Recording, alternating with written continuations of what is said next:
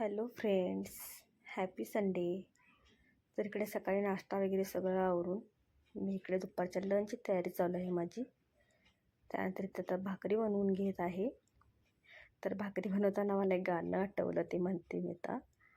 अरे संसार संसार जसा तव्या चुल्यावर, आधी हाताला चटके मग मिळते भाकर. असं भाकरी करताना सहजच मला आठवलं हे गाणं. तर इथं मी आता भाकरी बनवत आहे. भाकरी बनवायला मला आवडतं. अगदी एकदम फास्ट पण होतात, जास्त वेळ घेत नाहीत. पटापट असं भाकरीची प्रोसेस असते, त्यामुळं काही त्याच्यात जास्त आपला वेळ जात नाही. आणि नॉनव्हेज वगैरे असेल तर भाकरी उत्तमच खायला वगैरे लागते. इकडे भाकरी अशी तव्यावरती शेकून घेतलेली आहे. त्यासाठी संडे स्पेशल मेनू फिश आहेत आमच्या घरी आज. मिस्टर घेऊन आलेत छानपैकी असं फिश.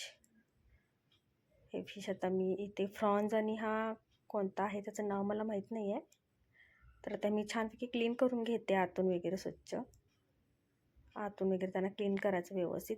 इकडे त्याच्यावरती हळद, थोडंसं लाल तिखट आणि लिंबू असा पिळून घ्यायचा, मीठ वगैरे असं. आणखीन असा हा फिश फ्रायचा पण मसाला मिळतो तयार, ह्यानं छान फिशला टेस्ट येते. हे पूर्ण तर फिशला मी लावून घेते व्यवस्थित दोन्ही बाजूला वगैरे. तो मसाला वापरला की जसं कोकणामध्ये टेस्ट असते ना फिशची, तशीच आपल्याला टेस्ट येते. प्रॉनला पण लावून घेते आणि थोड्या वेळासाठी मॅरिनेट होण्यासाठी ठेवून देते. इकडे करीची तयारी बघूया. टोमॅटो, कांदा, लसूण, मिरची, लिंबू, खोबरं, कोथिंबीर आणि कोकम, ह्या सर्व गोष्टी आता आपल्याला मिक्सरमधून वाटून घ्यायच्या आहेत. त्यानंतर तेलामध्ये मी आपलं घरचं लाल तिखट 1 चमचा घातलेला आहे आणि हा वाटून घेतलेलं वाटण त्याच्यामध्ये टाकते. आणि हे असं वाटण त्याच्यामध्ये थोडं भाजून घ्यायचं आहे. तिखट आपल्याला आवडत असेल तर थोडं आपल्याला लाल तिखट त्यात घातलंच पाहिजे, नाहीतर हा फिश करी पण मसाला मिळतो. ह्याच्यामुळे काय होतं, पण कोकणामध्ये कसे तिकडचे मासे त्यांचा फ्लेवर असतो, तसा स्वाद आपल्याला ह्याच्यातून येतो ह्या मसाल्यामुळे. त्यामुळे जिथे मासे मिळतात तिथं ते मिळतंच हा मसाला, फिश करी मसाला, फिश फ्राय मसाला. इथे आता त्याच्यामध्ये मसाला छान भाजल्यानंतर पाणी टाकून घेतलेलं आहे. क्वांटिटी जास्त पातळ ठेवायची नाही आहे. इकडे फ्रॉन्ज मी तेलामध्ये भाजून घेते थोडं. हे डायरेक्ट फ्रॉन्स त्या करीमध्ये टाकले ना, करीची चव एवढी खास येत नाही. पण हे थोडेसे तेलावरती थोडे फ्राय केले तर छान असे खमंग करीला पण स्वाद येतो आणि करी एकदम टेस्टी होते. तर इकडे रव्यामध्ये मी थोडं मीठ, थोडंसं लाल तिखट असं टाकलेलं आहे.